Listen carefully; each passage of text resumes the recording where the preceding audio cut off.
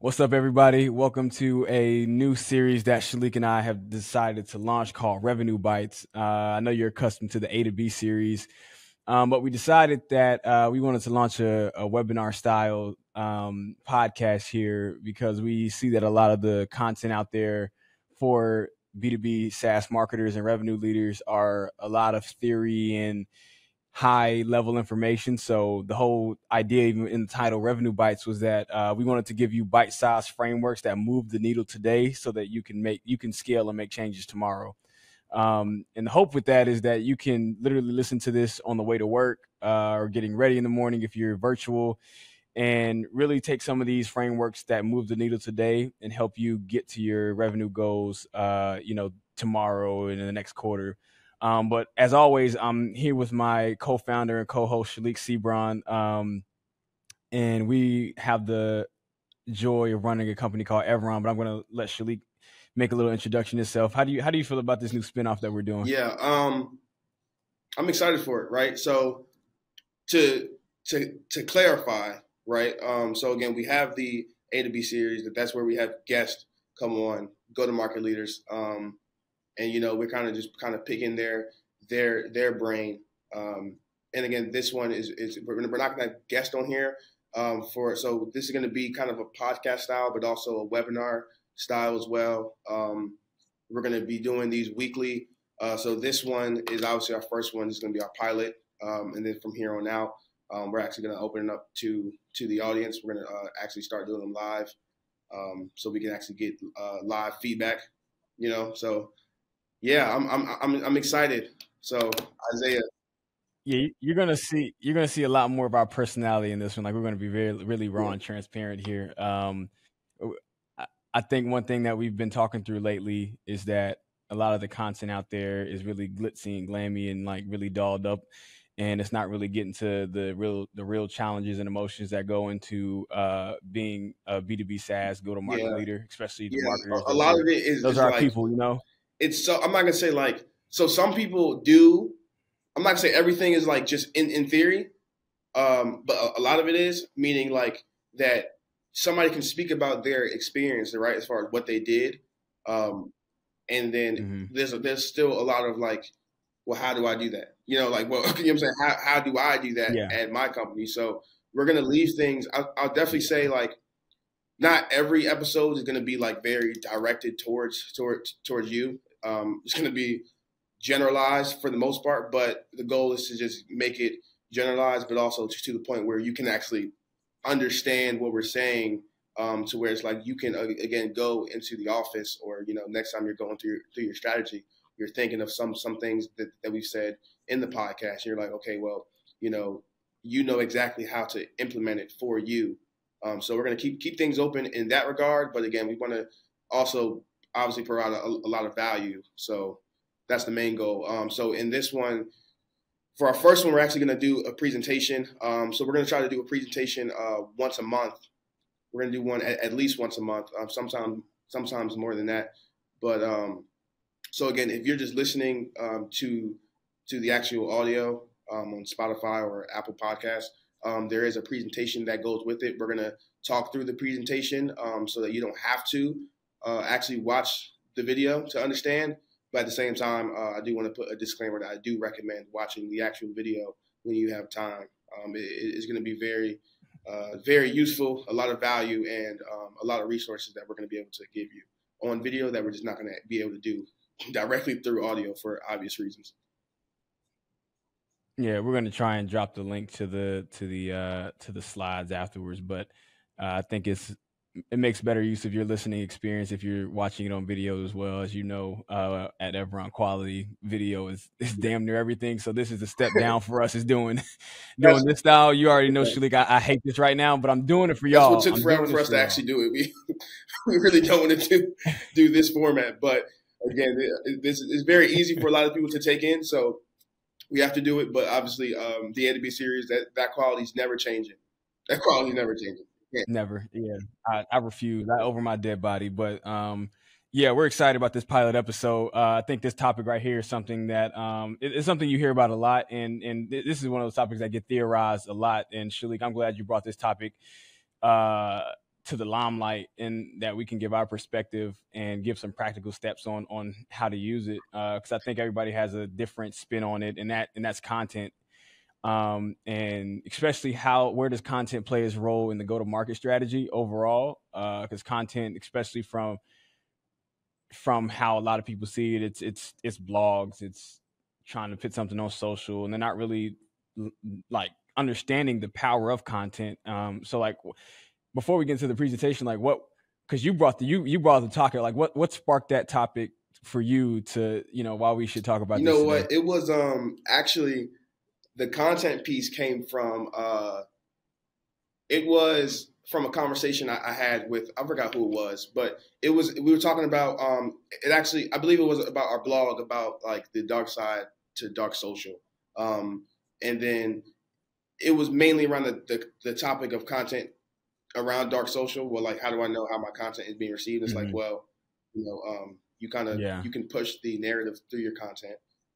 So you should kind of know how your content is being perceived before you even put it out, honestly. And you do that by doing exactly what we're going to talk about here today. If you keep these things in mind, I mean, it kind of answers those questions. So I figured, like, for our pilot, I was like, this would be a good start, because everybody knows about content. Everybody knows to make content, but a lot of companies still don't do it.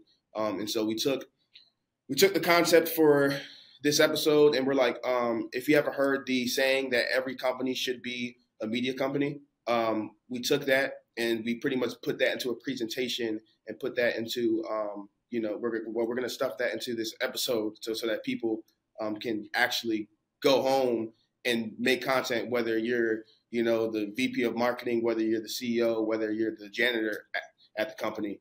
After this, you will be able to make a piece of content so you can take back to your company and scale that. Perfect. So let's get into the presentation. I'm excited about this. Let's see here.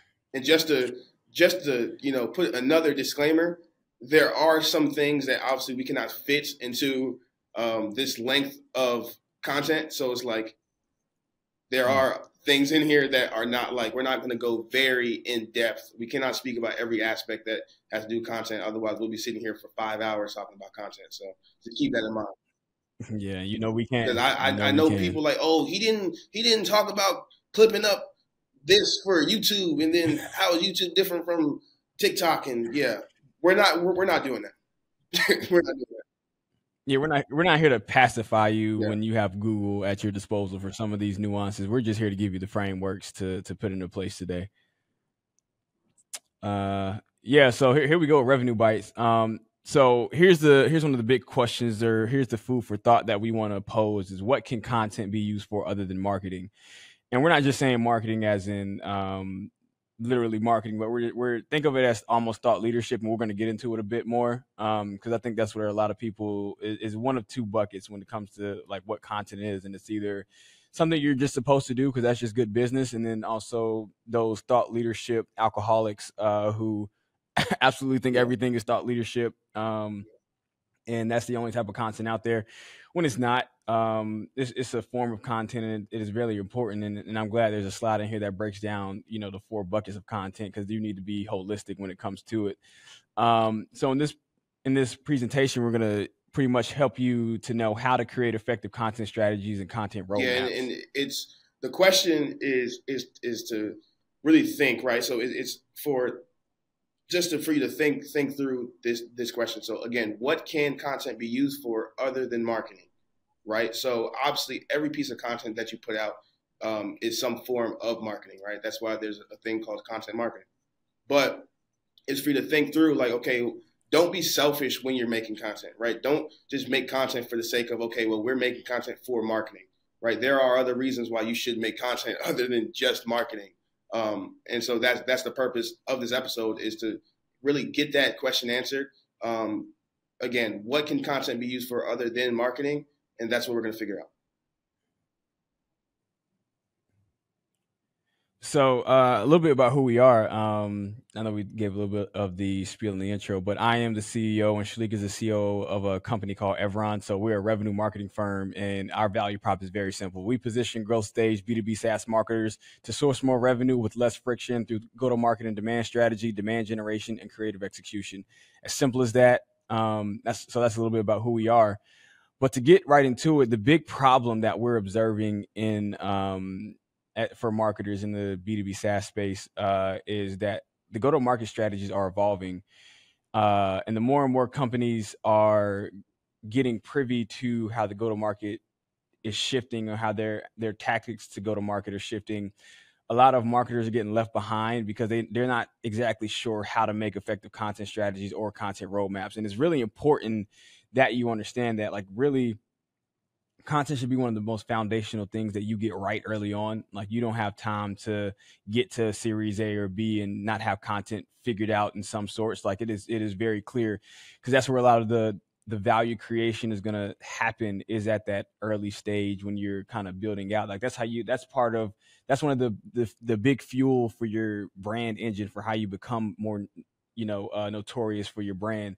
Because I know for a lot of companies, when they're trying to do paid search, they don't have branded terms or branded keywords because their category hasn't been built out and they don't have a big enough brand. Well, the way you build brand is if you create content that's valuable and relevant to your audience, and they start to get an affinity for your brand name and get an affinity for the solution that you're solving. And then you start to build out the category and become synonymous and become the category leader at some point. And that's just truly how content can help fuel the go-to-market engine for your company, that turns into brand notoriety and turns into revenue Yeah, later down the line. it's never too early to make content. It's never too early to be content focused. Um, I'm talking about from the time as soon as you get the idea, you can go ahead and start making content around that idea. You don't need a company logo to even make content, right? And if you have the mindset as if you're always too late for content, guess what? It's about time that you get started on making content. Absolutely, I believe that 100%.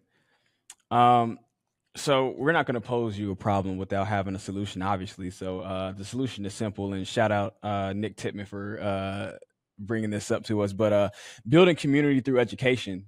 That's it's simple as that. Building community through education. I mean, if you're not educating your ICP on thought leadership and value creation, if you're not educating them on product value itself, if you're not educating them um, on some of your proof points and social proof points and things like that, then you're going to get left behind, because the companies who are mature enough in their content strategy really understand this.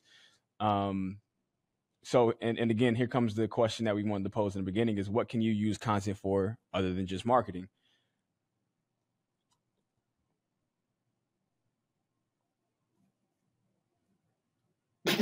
You good? No, you good.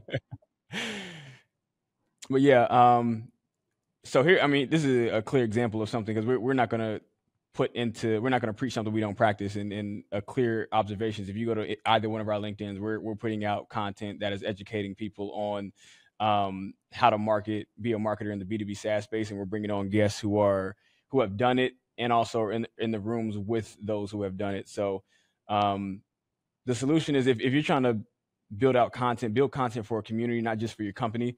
Um, you don't because the content you're creating, and we're going to get into it about having a feedback loop, is, I think, a lot of companies don't use the feedback loop from their audience to iterate and make Yeah. changes on their content. They're trying to build it from what they think the audience wants, and not actually make iteration. Now, early on, of course, you're going to have to make a bit of assumption there, because you don't have enough data and feedback to know what themes or what topics that resonate the most. But once you get it, once you're at the growth stage, once you're at a series A or series B, and you have enough data to back it up, I think you should be pretty educated on what topics and themes are important to Yeah, your and ICP. actually, so and at the end of the episode, we're actually going to give you our framework that we use here at Evron for our content, so you can take that and kind of just adjust it to your own company. But we're definitely going to hand that over, and the presentation, if we didn't state already, will be downloadable as well. So you can always have this presentation if you want to go through it by yourself without the audio. just to have. I'm gonna let you take over on this slide because I know you have a lot to say about thought Yeah, for leadership. sure. So, because everybody wants to be a thought leader, right? Which is why we say don't think of it as just thought leadership. Don't think about your content as just thought leadership, right? You want to be the one that starts the conversation in your industry, right? In your vertical, and you want to create reoccurring engagement, not just impressions and views, right? So what that means is, again, just because you're creating content for thought leadership, yeah, you're being a thought leader, but there's more to making content than to really just know what you're talking about. Because you can know what you're talking about, but nobody is engaging. And again, you're really just getting impressions and views, which is why building a community is so important. Because if people if people interact with one video that I posted one week and then they never come back the second week, it doesn't matter how good it was, they're not coming back, right? And that's not what we want here. We don't want to just create content to get, again, impressions and views to say, okay, yeah, content is working. No, you want reoccurring engagement. That's the key term, recurring engagement, right? Because again, you don't want people to come to your content and see, okay, this guy knows what he's talking about, but he's really boring, or I don't like the way that he does this, or, and so which is why you build that community to where people always want to come back and listen to what you have to say. It's funny enough when we transitioned as an agency to focus on B2B SaaS, it kind of happened when we got scorched by like a pizza shop that we were working with a few years back, and it was because we were getting the social media metrics of impressions and views and likes and engagement and things like that. And back then we thought it was a bad thing to even talk about social media engagement. But as we've matured and gone through it and really understand what it means, a lot of what the engagement is positive signals for programs for marketers. So, um, for an example, in our revenue engineering model, when we get to the activation phase, some of the earliest intent signals, some of the early positive signals that we see is number one is impressions is important, and it can be like a phase one of what you want, and that's just making sure that your content is getting consumed by your ICP. So how much market penetration are you getting? So if you have an audience size of 200,000, let's make it 100,000 for easy numbers, and 98,000 of them have seen it. You know that it's getting consumed, number one, as far as a distribution standpoint. But what Shalik is saying with recurring engagement is we don't want lightning to strike once in the same spot. We want it to strike twice and continuously do that. And what engagement does, and especially if your targeting is on point. So anybody who tells you engagement for a B2B company on social isn't important doesn't know what they're looking for. Engagement is really important, especially when your targeting is clear. You want to make sure your ICP is engaging with your content because now you know what's relevant, you know what's working, and then it's going to work much better bottom of funnel. And the engagement is a positive indicator. And a clear example, and Shalik, you can vouch for me here, is a client we have right now. In the first 30 days, we were looking for positive signals, and it wasn't just pipeline. We'd get very hands-on, and we looked for who was engaging with our ads and with our content, and we would send it to the sales team and be like, get ready for these people to come down the pipeline. And lo and behold, the same people that were engaging continuously with our pipeline within like a 30-day period, they would show up and want to book a demo. And that's just the power of looking for those early intent signals. And even with that, the sales guys were able to get on Sales Navigator and send an invitation and send a warm-up email as well, and kind of engage them early on as we were finding those positive signals. But this is why content is so important, and you shouldn't neglect the metrics that come out of content on social. You'll see people that will just they'll have a killer video, right? I'm talking about speaking nothing but facts about whatever they're talking about, and they'll get up from that video, finish it, post it, and be like, man, like I just killed that. And then you get a bunch of impressions and views, and then it's like, well, your content was so boring. Like now, I'm not only am I gonna like unfollow you, I'm not gonna engage, and now I'm gonna unfollow you because your content is so boring. But in your eyes, like, okay, well, I'm getting impressions, so people are seeing it, right? People are sharing it, maybe, and maybe you'll get some engagement. But it's like, is that the engagement from last week, or is that new engagement that you can no longer get next week? So that's again, think about that. Don't just think, oh, thought leadership. And if I know what I'm talking about, then people are going to engage and they're going to stay, because that's definitely not true at all. let me get a 2 minute Shalik rant. I'm about to instigate something that you were very passionate about. But why do you think B2B content is boring, and why do you think a lot of marketers are scared to step out into the on the edge a bit and be a little risque I with can their just content? okay. I can speak it from this perspective, and if you're listening to this, and I'm speaking to you, you know, right? So when it comes to because when it comes just business in general, right? A lot of people just don't know what they're doing. If we're being completely honest, a lot of people are just like steering things with their eyes closed and just hoping for the best. So when I go on LinkedIn, it's like, okay, well, if there's a person or a company that has this podcast that's working out and they're doing this format, okay, well, I'm going to take it back to my company and tell them, tell the CEO and be like, hey, like I have this idea, this new idea that nobody has done before, even though they got it from LinkedIn. And then now this company's trying it out and this company looks just like the other company. And it's like, okay, well, and then you have that same pattern going on to where nobody really wants to try to step out and try something different. Or if they do, they fail at it, and they're like, okay, well, we tried it for 2 weeks. We didn't get what we were looking for. Let's go just do what the other company was doing because that's obviously working for them because they've been doing it for 2 years now. But little do they know, they was doing it for a year before they even seen any results. And then on the second year is kind of when maybe they started building out pipeline because you're not in another company's right CRM to understand what's working for them. Because for one company, it could be a company that has been doing a podcast for 2-3 years. They've gotten no revenue from it, but they're still doing it. And then I can look and be like, oh, well, they've been doing it for 3 years, so it must be working. No, maybe they're doing the podcast for something other than just revenue. Maybe they're doing the podcast for those intent signals that lead to revenue. Yeah, I mean, yeah, you could say like, oh, well, that means that they're doing it for revenue. But I mean, for a lot of companies, your company, if you're probably listening to this, you guys probably tried a podcast. It didn't work. So you're like, okay, well, we're not going to do the podcast. We're not going to put money toward the podcast. We're going to put money towards something else. Therefore, you'll never see no intent signals because guess what? You tried it because somebody else tried it and you didn't try it long enough. They've been doing it for 3 years. You guys did it for 6 months and it didn't work. So yeah, I hope that was a good enough rant. No, I think you kind of sparked a bit for me. I think people don't think about LinkedIn as being toxic, but LinkedIn is LinkedIn is the Instagram for Sure. professionals. Like I know on Instagram people are often showing the most glamorous parts of their lives, and no one's really showing like the crappy part. And it works the same way in B2B companies are going to show you their best content. That I mean that's pretty much how they generate pipeline. But you're not, again, like Shalik said, you're not in the CRM. You're not seeing the trials and errors that they did, but you're seeing the end result of a lot of testing and iterations, and you're just seeing the final product, and you're thinking that starting from their final product is going to get you to where you're trying to go, and it's 99% of the time is never like that.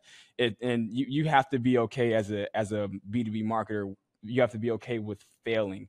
Um, a lot of content, the greatest content that's created comes through a lot of failing and iterations. And if you're not comfortable with failing, I think, to be honest, being a B2B marketer just might not be for you. You have to have a big appetite for failure, but also be very optimistic and ambitious with learning from your failures and creating the next great piece of content. Enough of that rant, though. So there are like 5 things to educate your audience on, and of course, before anybody says anything, of course, that you can educate them on millions of things, but we want to condense it into 5 things that you can educate your audience on. And number one is resources on how to solve their problem. Geez, we're trying to figure out how to condense the resources into one area because I feel like there are a million different places for people to get resources from. But I think when what we're trying to think about is a couple of different things. So an idea that we've heard before is using your company page to be the what am I trying to say, Shalik? Be the Yeah, industry report, be the central place for the kind of like a hub. industry's reports. Um, yeah, there it is. The hub for the industry trends and things like that. Because no one wants to have to click between TechCrunch and Y Combinator and SaaStr and Stage Two Capital to get all this different information. If you can kind of be the central hub for the content of the industry and all the thought leadership content, you're gonna have a leg up on a lot of your competitors. So both deploying resources from yourself, but also huddling and bringing all the resources in the industry to your platform, I think will give you a leg up. Like, what do Yeah, you think because about I that? mean, a lot of companies think that, yeah, like they may be a resource to their ICP's problem, but it's like for you to build that trust, sometimes you have to be transparent, right? Because actually, not too long ago, there was a product that we actually started using, and what they did. Actually, I found out about them through a blog that they created about the top 5 resources to use for that exact problem that we're having. And they weren't number one; they were like number 2 or 3. And then I actually read it, and when it came up to them, I'm reading, I'm like, okay, this seems like it's the best solution for me. And then when I clicked on it, it just happened to be their blog, and for me, it was able to definitely build trust with them because I know like, okay, they're not just telling me things because they just want to sell me, right? They actually care about the problem that I'm having and how to solve it. Because your solution may not be the best solution for them, right? Again, because it may be somebody right outside your ICP, and then when they actually get to the point to where it is time for them to use you, they're gonna know like, okay, well, this company helped me before, like, and again, there's gonna be a level of trust there. Yeah, exactly. I know one of the up and coming titles in B2B SaaS is RevOps, and I know one of the big things is consolidation. But I think uh, content managers can take the same sentiment from RevOps with the idea of consolidation and doing the same thing with the industry resources and consolidating it into one central hub. There, I think companies that do it the best are usually ed tech. Like CXL is a great example of a company who has a plethora Mm-hmm. of resources in their hub. I think they have a lot of links to different SaaS products that people can use. They have a lot of guest blogs. They have a lot of resources kind of built into the library, and they do a great job of it. I think if you want to kind of pattern what content consolidation looks like, CXL might be a great company to Yeah, pattern and yourself definitely when after. I say resource, I don't necessarily mean in a way to where like you're shouting out your competitor, right? You don't want to give them free marketing, but like for instance, I can just give an example. If I'm Google and Google can solve math problems, well, Google may give a shout out to a calculator, right? Oh, well, you can use a calculator to do math. It's like, yeah, that's a resource, but it's not going to take market share from me. You know what I'm saying? Like, yeah, like they can solve your problem, but maybe just not as good as we can. And some now in full transparency, you are going to have some people that will be like, okay, well, I'll just go use a calculator then. But for the most part, if you do content right, um, a lot of people are going to go to your product anyways because your product should be the best. Yeah. The second thing that you need to educate your audience on is what is their problem. This is a really good one because a lot of what I think B2B SaaS marketers may miss sometimes is that they expect when they put their ads and their content in front of their ICP that their ICP has a direct label for their problem. In many cases they don't. One, they're problem unaware, so they don't even know they have a problem. So number one, you need to educate them on what their problem actually is, how they should diagnose it, and actually give them a label to it. And the reason that third one, the label, is so important is you can boost up your brand notoriety by being the one who comes up with the label for a problem in your industry. I'll give a great example with Chris Walker and Refine Labs. They call it the attribution mirage. So anytime anybody thinks of attribution in B2B SaaS, it's usually Refine Labs. But that's just one example of being able to create the label of a problem in your industry, and then everybody tying that back to Yeah, your company and brand for yeah, you to you be want to the be known solution like for when it. people because face it, a lot of people don't know what their problem is. They just know they have one. Like, okay, well, I know I have this problem, but what is it? Like, and then so I could just to give an example, right? I may type into Google or maybe looking for like what is my problem, and I may search like, hey, my feet are sore, right? My feet are sore. I don't necessarily know what the problem is. I just know like my feet are sore. That's my problem right now. And then if I go to your website and you may now teach me that, well, my feet are sore because I can't fit my shoes. My shoes are too small. Okay, well now I know what my problem is. I thought my problem was this, but now it's really like this sounds like this is my problem. And if I find out from you, guess what? I'm like, okay, well, these people know what my problem is. Now let's see how they solve my problem, which goes on to the next one. Yeah, right before we go to the next one, I think coming from that same sentiment, I love that example you just gave. It feedback. It really could feed back into how people approach Google keywords, because a lot of times your prospects are going to type in the symptom, Mm-hmm. not the actual diagnosis, because they don't have a label for their problem. Like Shalik said, my feet are sore. Well, if you're bidding on your shoes don't fit, you may miss out on an entire market because you're bidding on the diagnosis instead of the actual Exactly. symptom keywords that people are putting into the Exactly. search engine. Number three, why you're the best solution to their Yeah, I'm problem. about to say this. Shalik, you're probably gonna kill me. You're gonna kill me, but we did it for a long time. We would always talk. We would always give thought leadership. I think this is pretty much why we Yeah. position the question that way in the beginning of how do you use content for other than marketing. We were so focused on giving away value that we Yeah, never like talked about our we were solution. driving our potential customers to other people because they're like, okay, well, I know what my problem is. Well, let me go find somebody who can solve my problem the best way. So they're like, okay, well, everyone knows my problem, but they don't even know we can solve it for them. Which is again, in full transparency, we've had flaws as well, which is why we can do a presentation as such because we again, like Isaiah said, we're doing thought leadership. This is what we're leadership in as far as thought, you know. And then it's like, okay, well, why are we the best to solve your problem? Well, now let's talk about it. That's a whole Yeah, different conversation now. we literally got we got dissed by a big time SEO guy on LinkedIn last week for doing thought leadership content. I mean, I would have thought if we were doing salesy content, you could take shots at me, but it, thinking that you only have to do thought leadership and give value, well, is your solution not valuable? Like that, you should think about it that way as well. If you don't believe in your solution, then okay, I can understand why you don't want to create content around it. But it's just as important as the thought leadership. Like, yes, people want to know what's in your brain. Yes, people want to diagnose their problem, but what good is diagnosing my problem if I don't have a solution for it? And if you're not actively creating content around your solution and how it applies to them directly, then you're creating value for the category Mm. and not your company.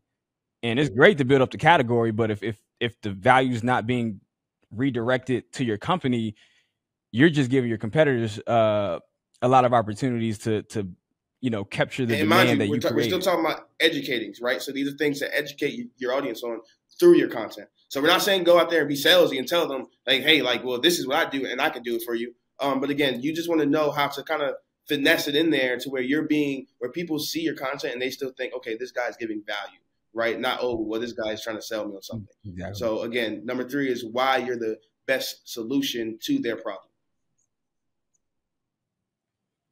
Number four, the cost of not solving their problem. I'm Yeah, gonna let yeah, you go for first sure. on that one. Because a lot of You, people kind of just talk like, well, you need to solve your problem. You need to solve your problem. And it's like, okay, well, what if I don't? Like, like answer that question. Like, what if I don't solve my problem? Like, what are the negatives? Like, what's the negative side to not solving my problem? Like, okay, I'm gonna go with the same example of my shoes are too small. Well, my shoes are too small, but like, what's gonna happen if I just don't get bigger shoes? What if I just keep the same size? Talk about, again, the cost of not solving that problem. So therefore, me as a customer or a potential customer, I understand. Okay, well, like it should create a sense of urgency, right? So it's like, oh, well, if I don't get bigger shoes soon, then like it makes me kind of just get into like fight or flight mode, where it's like, okay, like I need to find a solution now.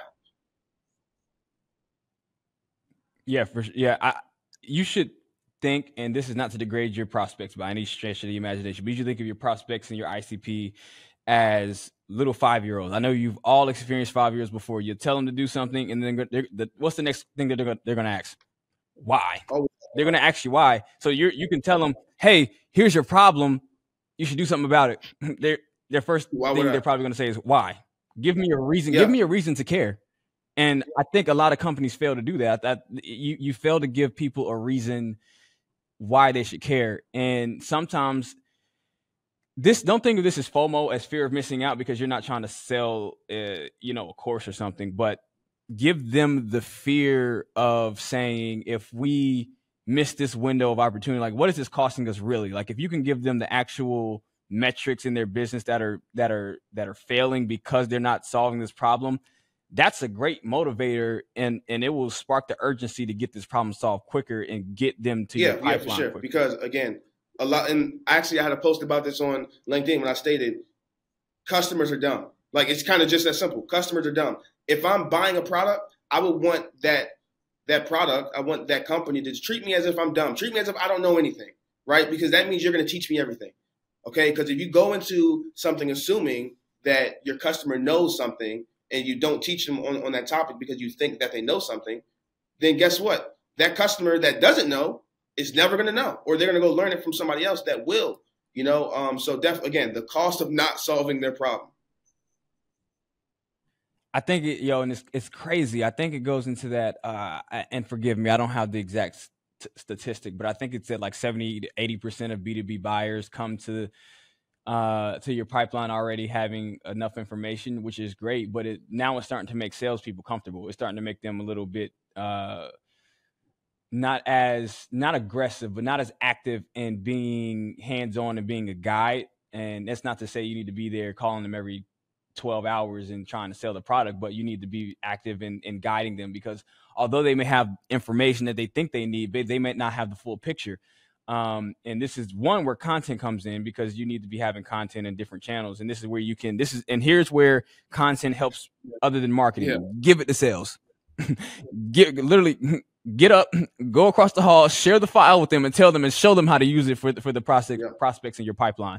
But literally, like that statistic is running rampant in the space, and I hope it's not causing salespeople to take a back seat and allow just marketing or the whole sense of PLG to do the selling for them, when you're still really important. I know the go-to-market roles are shifting a bit, but you're still really important in making sure you close the knowledge gaps that your prospects have, because they think they may know it all, but there's probably a feature or a use case or a concept that's really foundational that they're missing, and that you can close the gap on.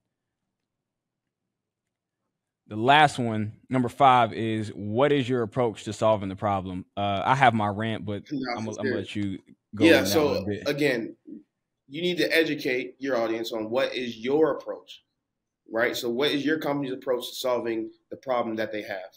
So now you've already educated them on what is their problem, right? How to solve their problem, resources for their problem, right? The cost of not solving it, but you still need to educate them on your specific approach, right? So what makes your approach different than your competitors?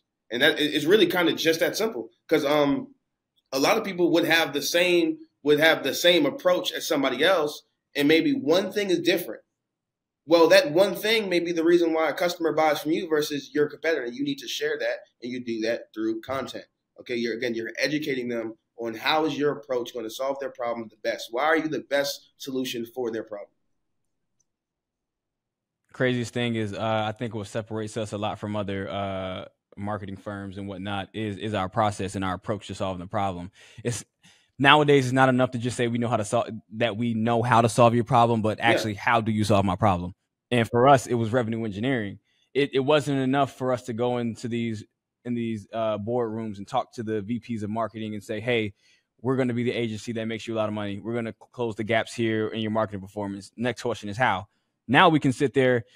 The next layer of the onion that we peel back is like, okay, cool, you can solve my problem, but now how? Well, it's called revenue engineering.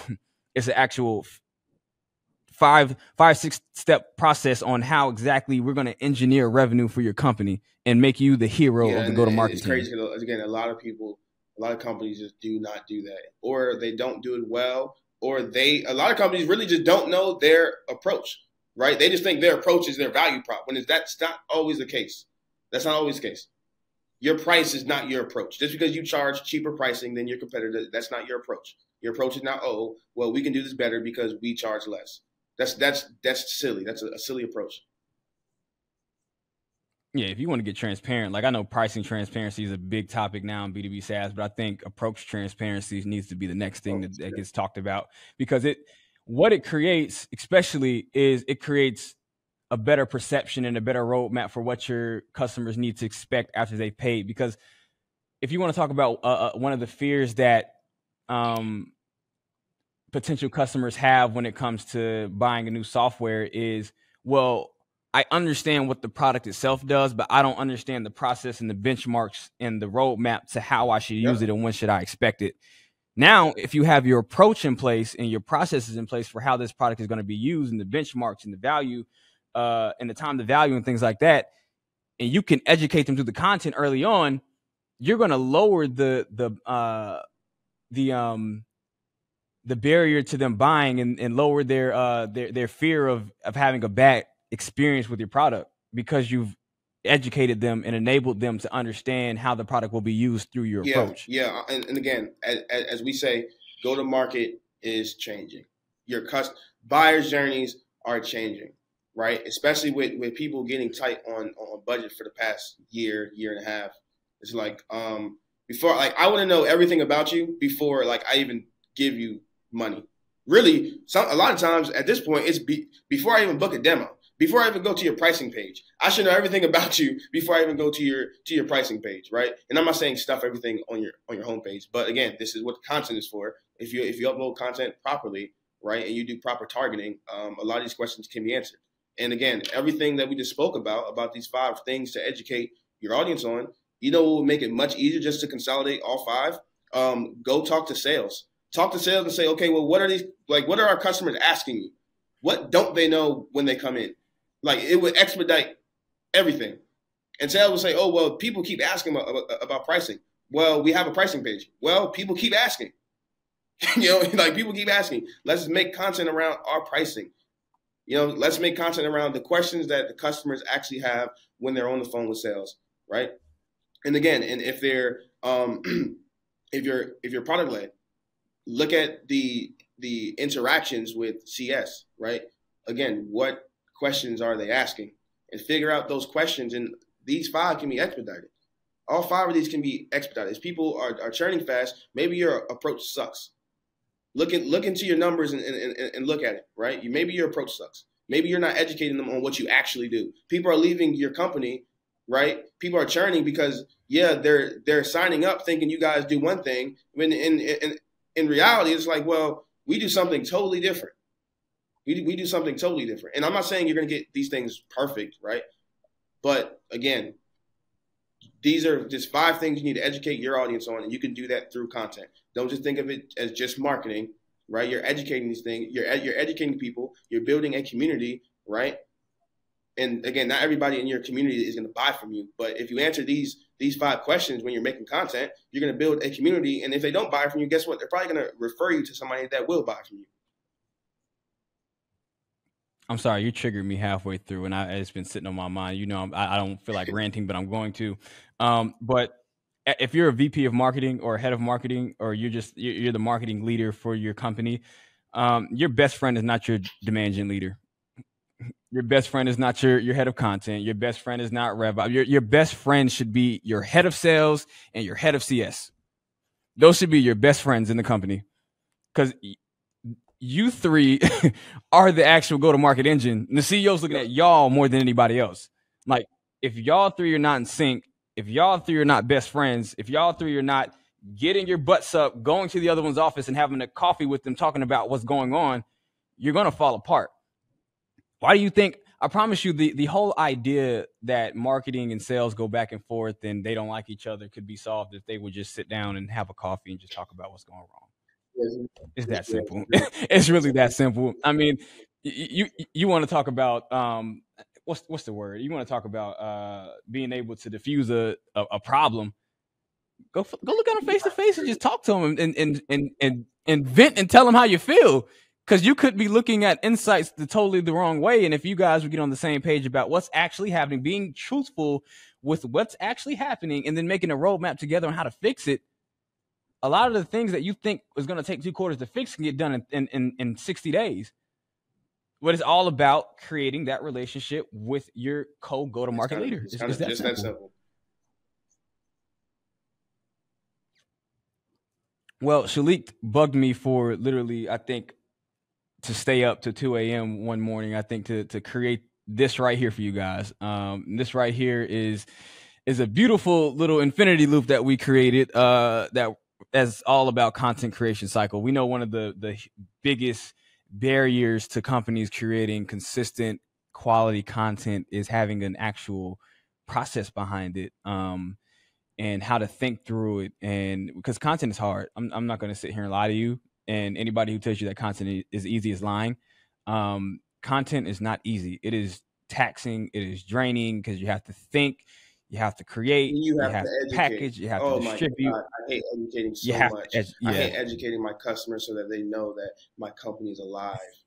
I hate it with a passion. But yes, here again for people that are listening to just audio, this is pretty much just an infinity loop. Again, this is pretty much what we use at Evron for our content. So you can go look at our website, our LinkedIn. This is our format for what we do. This is how we build pipeline with our company. And obviously, you can take it. That's what it's here for. If you're on audio, you're gonna need the presentation. So obviously, you can find the presentation on our website, LinkedIn. Like we're gonna share it everywhere. So where you're gonna find it is not even a question. But yeah, so pretty much it's six steps on this infinity loop, and the reason why it's an infinity loop is because you can start from anywhere. You can start from any one of these six, and you can make content. And this is how your content engine can start, and this is how it's going to keep going.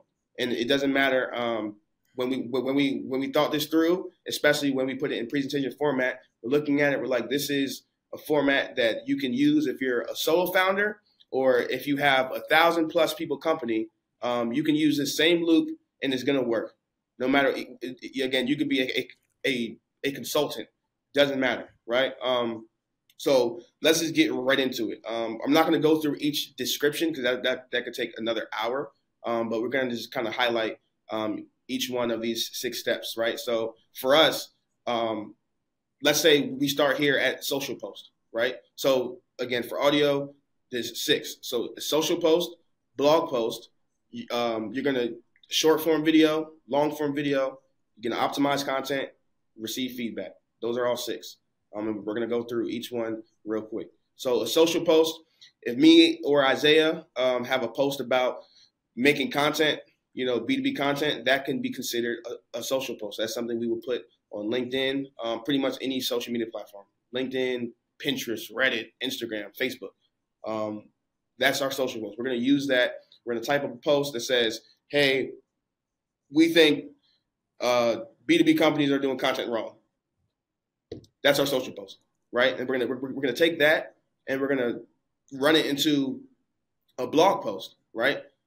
So now it's gonna be a little longer format. Okay, well, in the social post it said B2B companies suck at making content.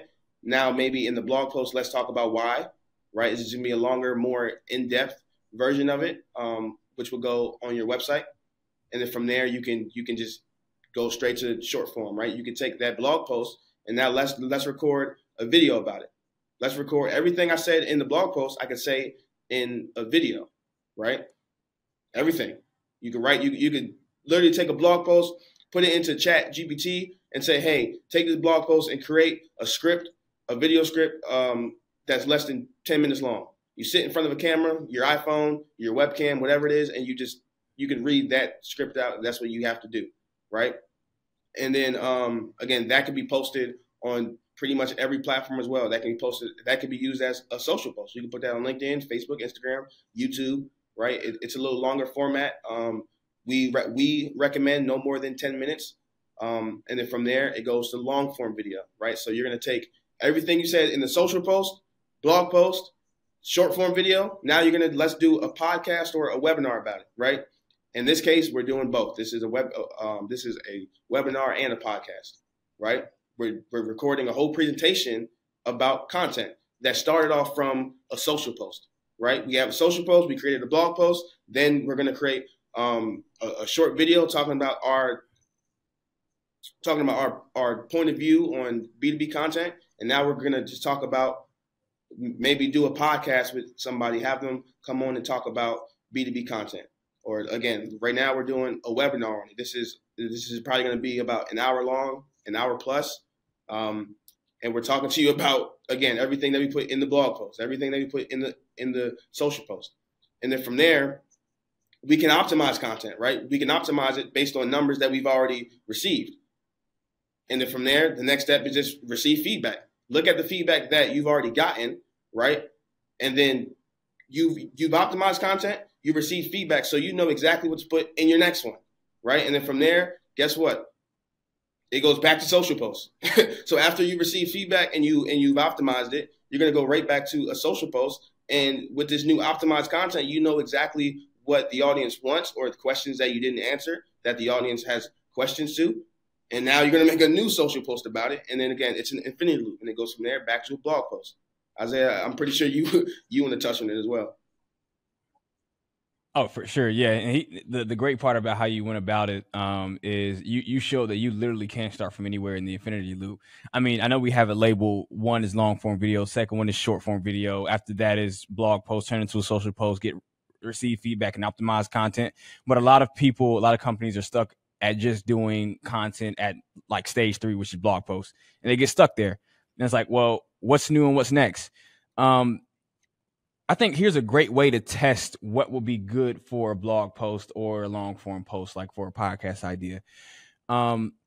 It goes into using your social posts as something for positive signals to get good feedback, so that you can optimize your long form content. So a great example is I posted something on LinkedIn a while back about, that retention is a new acquisition. I got great feedback on it. So that social post could, number one, feed into a blog post. Again, we're going against the natural flow of the infinity loop and creating a blog post about it. Okay, well, if we get a good feedback from the blog post, we can go and create a short form video about it. We can do long form video about it.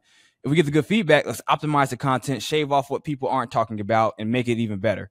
And like, that's just the nature of the infinity loop. And this is like, again, you can start anywhere. If your company is just doing social posts, like even for us in total transparency, we just started doing blogs. We call them scripts. We call them revenue scripts, so it's a little different.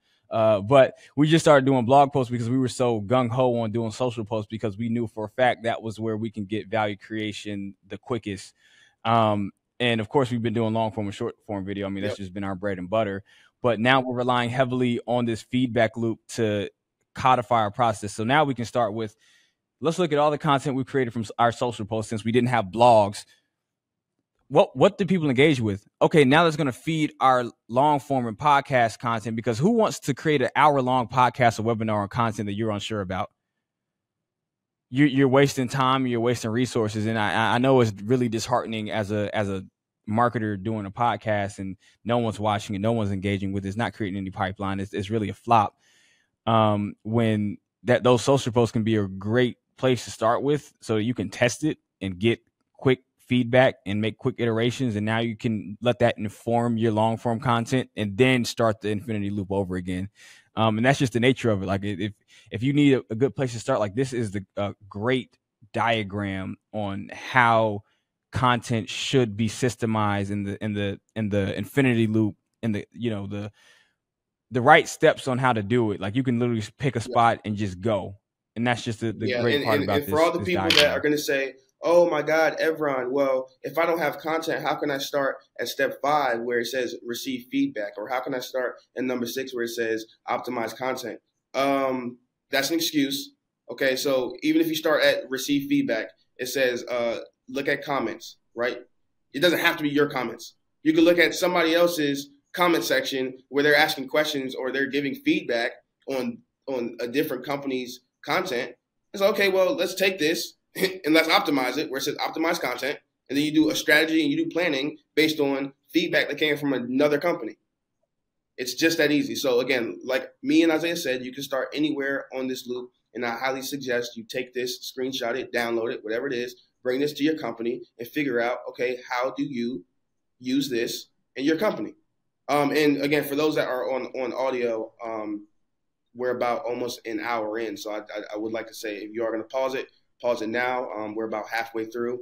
I don't think the second half is going to take about an hour, but we are about halfway through as far as presentation wise. So if you do need to come back to it later, just want to give you a heads up. For sure. Yeah, I love creating this diagram. It was fun. I feel like a thought leader. So we did all this. We gave you kind of the frameworks in the game for content creation, but what do you actually need to facilitate this? And again, this kind of prefaces what we talked about earlier is we don't want to just give you the frameworks and the theories, but what do you actually need to put like you can literally what's on the next couple slides you can get done today. Listening to this on your way to work, you can get this done today and move the needle on Yeah, content. within a And span of like 10, 20 minutes, you can have one piece in that loop done. Whether that's a social post, whether that's feedback, whether that's, it doesn't matter what it is. Just go to a company's profile page, go to your profile page if you already have content, look in your comment section and see what people are saying. And if people, guess what? If people aren't saying anything in the comment section, your content probably sucks. Okay? Your content probably sucks. Either your content sucks or you're not challenging, what you're not challenging what they think. If they're not commenting, me and Isaiah believe that the controversial posts always do the best. They get the best engagement when you get people riled up and you go against what they believe naturally. I'm not saying go crazy, right? And challenge somebody's like political beliefs or anything, right? But again, you wanna challenge like what is the status quo, and don't just make up something just because you want to get engagement, unless that's what you want to do by all means. But don't just make up something just to get engagement. Actually believe what you're talking about, and then therefore you can get some engagement so you can get feedback again. Or if not, go to a different company's page, look at their comment section, and if they don't have comment, just go to a company that does have, right? Because that means that they're doing something right, and look at what people are saying. If they're saying good things, and take that and you make content about it. a great example of that was literally like 2 weeks ago when I made that post about I don't think growth stage companies that Series A and Series B companies need a full Oh, time rev all right. ops hire. Uh, We'll yeah, I talk got. about that in like episode two because I I we can rant about that all day long. Yeah, they tried to body slam me on LinkedIn. It got a little gruesome, but it was a good conversation. But yeah, moving right along. So like, here's what you need. If we had to condense it into 6 things you need to create really good content, or to be a starting point for creating really good content. The 6 things. Number one, team. And when we get to the next slide, which is number one about the team, don't think of it as having to have multiple people and have a whole bunch of bodies, but think of it as having these core functions in a person. Like one person could cover maybe We covered two, all. or if not all of them. But Yeah. but number one, team. Number two, equipment. And again, please, for the love of God, you see what we're doing right now. We're not in our studio. We're not doing the A to B series on our 4K cameras that are getting shot. I'm sitting here on my laptop and I'm very unhappy about doing it, but I'm doing it for you Congrats. guys. So again, equipment is not. Yes, here's a great example. Equipment is not that important. Number three, point of view. The point of view is literally needs to come from your strategic narrative, and it's your opinion on the market. Again, it's like what Shalik literally just said. You need to don't don't create a controversial idea for the sake of it if it does not come back to your point Yeah. of view and your strategic narrative. Then you're creating If controversy you're a dog in lover, for no don't go reason. on LinkedIn saying, "Oh, dogs are the worst type of animal in the world." If you really love dogs, it's kind of just that simple. Yeah, you're going against your core beliefs. Like, why would you sacrifice the integrity of your company's vision and value prop just to create some buzz on social? Like, don't do that. Number four is scalable distribution. So that's probably the second hardest thing about content creation. Number one is creating it. Number two is creating a scalable distribution framework for it. Number five is leaning on others, guest appearances. So on the A to B series, we just had Nick Tipman, 30 million AR CMO at Greenlight Guru. And then we had Chris Walker. So two big dogs in the game who have done it and brought tremendous insight to our audience. And we didn't have to do a lot of talking. So again, guest appearances. Number six is engage. Jesus Christ. Like the amount of companies that create actual good content, but they don't engage with their audience. Actually, I'm sorry, I go on a rant. I just watched this morning how Rap Genius almost went bankrupt as a company. I didn't know they had 80 million in like funding. I didn't know that. But one of the core things that led to their demise was early on, they engaged so heavily with their community in the forums. Once they got that money and started to focus on other things, the forum went dead for years, and people stopped going to Rap Genius. People stopped engaging with it, and now the people that they needed to kind of keep the funding going are gone because you didn't engage with the community that you built to get your company to where it was. So engage is the icing on the cake. It really is like really foundational and important that you engage and don't be lazy. Yeah. Check your LinkedIn in the You don't morning really and need talk like to your one people. specific person. I mean, unless obviously you're a really big company, you may need a person or a couple people to go in and engage.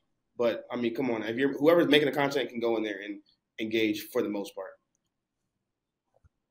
Exactly. Elon Musk does it. You know what I'm saying? Yeah, but getting right into it. I'm sorry. Yeah, but getting right into it with number one. So team. Again, you can These think of these as are functions. So I can functions say, within one person, which is you. Whoever listens to this, if you're not making content for your company, go make content. yeah, like Shalik and myself are all three of these Yeah, and two separate people. We're subject matter experts. Again, whoever's watching this, like you said, right now, get up, yeah. Like go make you content. as you're That like simple. as you're It's that listening simple. to this podcast, you can be typing in your notes like certain topics, right, that you can talk about, and which actually goes to the first one, subject matter expert, SME. And again, it states right under whoever is watching this right now, it's you. If you're not a subject matter expert, guess what? Go become one. It's kind of just as simple. Go learn about what your company is offering. Go learn about those values that your company is pushing out or wants to push out. Go learn about it. Be a subject. Everybody at the company should be a subject matter expert on the company. If you're not, then I mean, that's sad. Honestly, it's sad. Yeah, it's a Yeah. crappy company culture if you I don't can't if even you're not a blame you at subject that matter point unless expert on your you're the company. CEO or a founder. Yeah, shame on you. I know we're not Shame supposed to on you. shame people, Fair. but shame on you. Sorry. Number two is facilitator. So who's orchestrating this whole thing? Again, you you can do this. Like especially if you're a head of marketing. I'm I'm getting tired of this notion that we need to create these different positions as a crutch for foundational things that B2B Yeah. SaaS marketers need to be doing. Like we don't need to keep pacifying uh marketers nowadays. I mean, I understand that it's a lot going on and of course there are core things that they need to lean on and core people that can really, uplift them. But early on, the startup culture is scrappy. You have to be resourceful. You can't come to your CFO and say, I need to hire two people that are going to cost me $100,000 a piece when you can do a lot of it yourself and save the Yeah. company money. Oh, Like, let's not be selfish here. this Like, I is this understand it. is a good one. Go ahead. We can't do demand gen until we get a demand gen expert. Go become a demand gen expert. Like go become a demand gen expert. It's kind of just that simple. Whatever it is, Demand generation is just good content and caring about your customer. yeah, That's literally all it's demand really gen is. we literally only use it because it's a term we have to use because that's what people understand it as. But demand gen equals do the right thing. It's kind of just that simple. I promise you, and, Yeah. and people want to overcomplicate it. It's just that simple. If you, as the head of marketing, can't be a demand gen Yeah, expert, then it's you just don't need to simple. be a head of marketing. Again, that's a whole nother rant. Yeah, I'm sorry. I don't want to rant anymore. I'm done. So number two is a facilitator. Who's orchestrating this is probably going to be the head of marketing that's facilitating this. But again, anybody can be a facilitator The of goal is content. again the The goal last one is is even if you're listening to this and you just happen to be a janitor at Microsoft, guess what? You can still make content. I mean, again, now it may be used for different purposes, right? I don't think Microsoft's going to use it, but you can still make content. If you're seeing this presentation or you're listening to this podcast and you are a janitor, you can go become an SME about Microsoft. You can become a subject matter expert about Microsoft. You can facilitate your own content. You can go grab a camera. You can sit down in front of it and talk about all the great things that Microsoft does, right? And then number three is creative. Again, whoever is watching this right now, it's you. If you're not an SME, go become one. It looks familiar, right? Because if you're not creative, go become creative. Go figure out a reason to go look at a course or go look at something and say, oh, that looks really nice, and go figure out how to do it. I don't endorse Canva, and they're not sponsoring this video, but I promise you, I have seen some of the least creative people in the world go to Canva and get really good at making some pretty good creative. Yeah. It's that simple. Again, software has made it so much easier for marketers, and yet we still cry for more. Like, use the tools we have. Like, make it easy. Like, we have AI now. If you really want to get fancy, go spend $20 on Midjourney and tell Midjourney to create your content for you. Just as It's that simple. It's literally that simple. But yeah, this is the functions you need, and one person can be all of these. And I know it's difficult, but this is why you get paid the big bucks, and this is why you're in the big leagues to do big jobs and big tasks, and you're gonna get rewarded for it. I promise you. And if it doesn't happen in the time frame you want, just keep believing, because somebody's gonna see your value, and eventually you're gonna be the CMO and get, common and preferred stock, Yeah. and be really rich when they sell the company. Secondly, here we go with equipment. Now, I'm probably gonna let Shalik take over here because I'm very biased. I like my DSLR cameras, but Shalik, Again, we can by all make this means. quick. Number one, again, this is equipment. Number one, phone. Grab your phone, put it on a tripod, put something behind it, set it up, and just start recording. It's kind of Disclaimer: if you are using an Android, you probably don't record. Just wait till you find a friend with the iPhone. You're gonna come out pixelated, and no one's gonna be able to see number you. two, webcam. Right, you could use your webcam. That's what Isaiah's using right now. He's using the webcam on his laptop, which is it's terrible, but again, it's working. You're watching this, you're listening. It's working. We're providing value. It's working. Number three, lighting fixture. Right. I mean, you don't have to have the best lighting, but again, it's position yourself in front of a natural light, if possible, or you can just buy a light from Amazon. It's like $5 maybe. Tell your company to buy it, or you buy it and tell them to reimburse you, right? And then number four is just audio. I mean, if you have a camera, a phone, it records audio. It's kind of just that simple. Phone or webcam, get some decent lighting. Obviously, you don't want to record in the dark. And then, I mean, audio. Don't have terrible audio. Yeah, Don't overcomplicate that's it. pretty much It's that simple. basis of what we're talking about here. Third, point of view. I promise you, all this equipment, all this content creation does not matter if you don't have a point of view. And we've actually came to this reality pretty recently, about creating a point of view. And we actually give an example of what our point of view is. So number one, what Shalik kind of put together as far as how we wanted to pose point of view is: what is your stance on the current issues or activities happening within your industry? This is where you're able to share your beliefs, philosophies, and approach with your audiences. That's why point of view is so important. You get to be different, because at this point, a lot of SaaS products, a lot of services, a lot of products in general are commoditized. They all do the same thing. There's not really a lot of differentiation. So what changes? It's the point of view. It's how you see the world. It's how you see your industry, and how you plan on changing the current state of that. Great example is ours, if I do say so myself, is our point of view at Evron is we believe that go-to-market roles are shifting to the right. Marketing is more accountable to sales ROI, and that this isn't just a cyclical problem because of the current climate, but this is the new norm for B2B marketers. The current playbooks that allow marketers to champion activity and volume instead of revenue have come to an end. That's just how we see. That's how we see the world right now. It's that simple, and that's why we create every piece of content around it. So that's why I created that controversial post last week about not having to hire a RevOps person at the growth stage when you probably don't need it.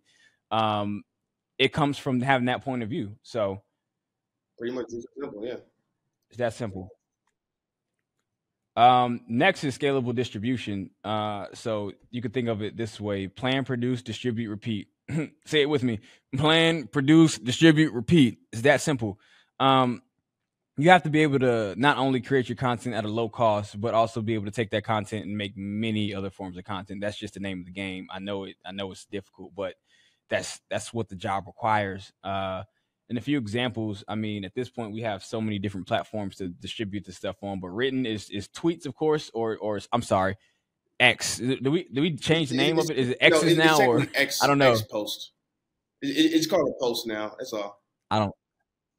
That's disgusting. I'm sorry, Elon. I love you to death, but that's nasty. We'll have a meeting in Austin. But yeah, X posts now, I guess. Reddit threads, LinkedIn written, and blogs, of course. Blogs being the most boring, but audio, of course, podcasts. Here's one you might not have thought of. If you don't like putting your face on camera, record your voice, slap the topic on it, and put the audio behind it. It's that simple. There's your LinkedIn video. TikTok voiceovers is the same thing. Like if you see an article that's from your industry, put the green screen up and do it. And then a blog feature is a great way to spice up your blogs and not just be word based all the time. You can insert a clip or a small snippet of what you talked about Mm-hmm. in your videos. And then lastly, my favorite, of course, is video. So YouTube Shorts, LinkedIn Organic, YouTube Long, and video podcast. So, of course, there's a plethora of other formats and examples, but I mean that's Yeah, pretty much how and you want to again, distribute it. for the people that are just listening to audio, right? Scalable distribution. Say it one more time: plan, produce, distribute, and repeat. Right? It has to be scalable. So let's talk about it. Just as simple. Ready? Listen. We have the formula right here. You have a podcast. Turn your podcast into a clip. Turn your clip into a blog. Turn your blog into a post. And receive feedback from your audience at every step. Right? From the podcast to the socials to the clip. And then create another podcast about all the feedback that you just received. Just that simple. That simple. Rinse I and repeat. promise it's that simple. Just do it. You'll Stop get giving better. yourself a reason You why will you get can't. better. You can do it. You will. Yeah, we sucked at first. Now Pretty we're decent. pretty good. Not too bad. Pretty decent. This is probably my favorite part of the whole presentation. So I promise I'm gonna condense it to 3 minutes. Content segmentation. So this is playing off the last slide actually. So how we think about content at Evron is we put them into 4 different buckets. And we kind of split it between top of funnel and bottom of funnel. This is why we said don't just think of content as thought leadership, because you're not hitting all the places that your ICP needs information from you as. Because if you're just giving thought leadership, again, like we gave the examples, we were giving thought leadership, but we weren't educating people on what we did and the social proof that we have to back it up. So number 1 is thought leadership. Cool. For the top of funnel, we're starting with thought leadership. You give it to all your relevant personas, of course. And the purpose is to position your strategic narrative in front of your key personas. And if you were to put an ad budget behind it, 10 to 15% of the budget. Next is branded content. So this is the difference between thought leadership and branded content. Is usually you're pulling this from a blog or you're pulling this from something that's already created statically on your website. And again, it's going to be served to the same personas as a thought leadership, but it's going to be a twist. You want to kind of redirect them maybe to the longer form of the content. So again, if it's a piece of a blog, get them enticed, get them anticipated, and drive them to your website so they can go consume more long form styles of your content. The bottom of the funnel is 2 things: product value and retargeting. So starting with product value, I love product value. I promise you, it's one of my favorite things to create ads about is product value. Because this is where companies feel that they're getting salesy, but you don't have to be salesy. Get creative. Talk about your product in the limelight of the benefits and the outcomes and some of the champions that you've created. And the product value is the missing piece, I think, where companies now are shifting so far because they heard demand gen. You need to be thought leaders and add value, and they're thinking that it only comes through thought leadership content, and they've abandoned talking about their product because it's coming off as too salesy.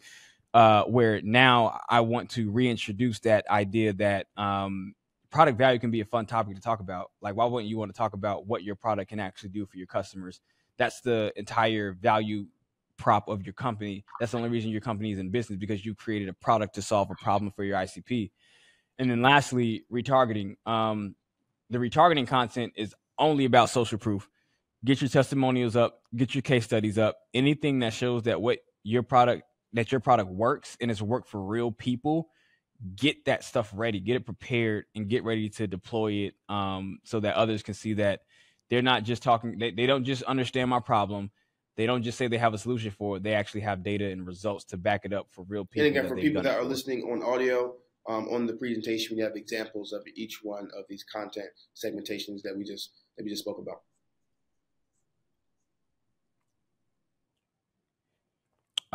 Yeah, running through the guest appearances. I mean, so simply, to be honest with you, I don't believe in being a sellout and going straight for the subject matter experts in your industry. Like, get the internal SMEs first. Like, get the picture people that's in your company on first, and then start to outsource. I mean, it's, of course you want to get the bigger names out there, like the like Alice Day Corsi of Cognism or Sam Keenley of Loxo. You want to get the big champion B2B marketers who are really good at what they do and are well known, but put the people in your company on first, and start to because you want to set the foundation for what the culture of your company is like.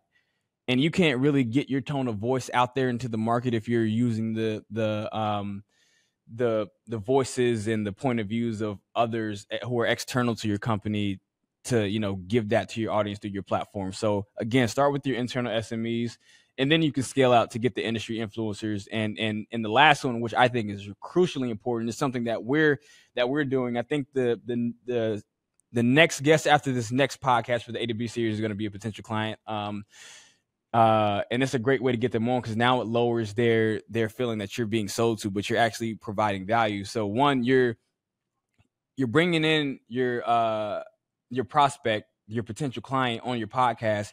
You can vet them there on the podcast and kind of get a feel for whether they be a good fit for your company, and understand their philosophies and the psychology and their approaches to things.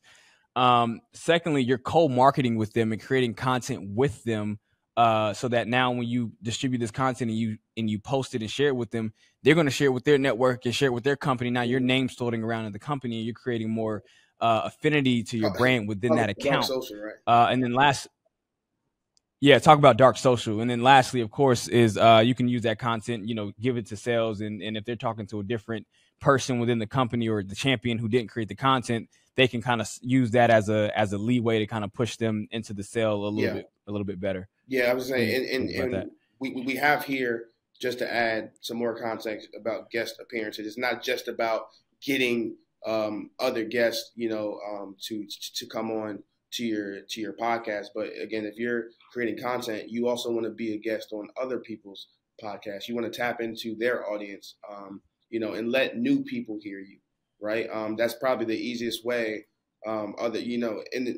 Obviously having guests on your podcast, that allows their audience to come. But for the majority, like I'll say, a lot of times what would happen is you'll get people on your podcast. They would bring their audience, and their audience would come to watch them. And let's say maybe 10% stay for your other pieces of content. That's most likely what's going to happen. So if I could recommend, I would recommend to not have too many guests, or have some type of format like we have now, right? Where it's just kind of us talking, and our audience able to kind of tap into how we think, tap into our personalities, and then we're able to kind of educate them or you guys, right? So again, it says don't be afraid to ask. Get on somebody's podcast that already has the audience that you want to take, right? This helps you build your audience faster. Before we started the A to B series, I believe we did over 5 different podcasts before we even started our own. And that actually allowed us to see how podcasts work, see what's interesting, see what's not. If we're on other people's podcasts and we get some pretty decent engagement, some decent feedback, we're looking, okay, well, people did like us or people didn't like us. And again, it just helps when you're making your own content. Yeah, you want to talk about not being good on camera? You go look at some of those earlier podcasts when we were on somebody else's podcast. We've come a long way. The last one, and this is again one of the most important ones that we were talking about again, is engage. Say it with me: engage, collect, iterate, deploy. Yeah. That simple. It's that simple. Don't overcomplicate it. Engage. So engage with your community. Collect the feedback that you're getting. Make iterations based on that feedback, and then deploy the new content that's been optimized. So I gave 2 examples, one from Shalik's and one from mine. So Shalik puts out some really good content for CMOs. I promise you, you should go look at his LinkedIn. Yeah, if you're a VP of marketing or CMO, please go read his content. And as you can see, he's getting feedback from people. He's getting good feedback, good comments. Like, and you can tell from the effort that people put into their comments whether your content is good. They're not just saying, "Hey, good job, buddy. Go check out my content." That's how it works on Instagram with the bots. They're typing whole paragraphs about what you just said in your video, Exactly. or what you just said in your LinkedIn post. And they're debating you. That's even better. When they're debating you or giving a different point of view on it, like, you got something there. So that's why, again, engage is just so important. And that's kind of where we kind of wrap up what you need to facilitate a good content creation cycle. So yeah, that pretty much does it That for the does it for the presentation. pilot. Wow, I know we've been going for that one, yeah, that yeah. took forever, didn't it? It did take forever, but I think people got some really good information from it. Is anything you want to say to wrap it up? Any last final No, words of really, wisdom? just to add. I said no, but then I said really, like I'm about to add some type of context, right? No, but seriously, again, just to repeat, if we didn't say already, people care more about the context of your content than they do about the actual quality. If you're making sense, if you're giving value, I mean, you can have an all black screen. If they can hear your voice, then they're probably gonna listen if it's valuable enough. So definitely keep that in mind. Don't think, oh, because now again, unless you're a bigger brand, obviously where it's like your focus is quality, then obviously you want to keep that in mind. But don't let that stop you from making content because I need a $20,000 camera to shoot my first video that's going to be 2 minutes long, and I barely know what I'm talking about anyways, right? Again, people really care about the value that you're giving. For us, this content, this quality is a little lower than what we're used to, especially during the A to B series. But the A to B series is more so that's really for the audience. That's for you guys to kind of tap into, a lot of the thought leaders that are in our category. Because we don't, if I'm being honest, we don't really benefit that much from people coming on to the A to B series, other than the fact that again our audience gets to hear from somebody that they may have not heard certain questions asked. We get questions from the audience to ask our guests that we have, which is why we're very selective with who we have on the show. But again, people care more about the context of your content than they do about the quality. So give value first. Use content for things other than just marketing, please. Thank you. Yeah, I think I'll just wrap up and say that if you want to talk about what's going to be the fuel for your revenue engine as a marketer, is going to be content. Um, Great example is Mark Roberge, the former CRO of HubSpot, and of course HubSpot is the type of SaaS company every SaaS company wants to be like. So who better to give advice than Mark Roberge himself, right? He said that any pipeline created within any given month was sourced from content that was created 3 months ago. So the words of wisdom or the a bit of encouragement to B2B SaaS marketers is going to be a journey, and some of your early content is not going to pick up and gain traction, but you have to be patient and you have to be confident that it will work, and you just have to go through the process that we've given about getting that feedback and making iterations and getting better, but also giving it time because it's marketing, not magic, and it's not going to happen overnight. Uh, and looking for your pod. So the next phase of getting the basics of content is just figuring out what are the positive signals that you need to be looking for to show that your content is working. And again, we mentioned it earlier, looking at how well it's getting distributed with impressions, and then secondly, how much recurring engagement are you getting for your content. And so those are some of the early signals that you'll see.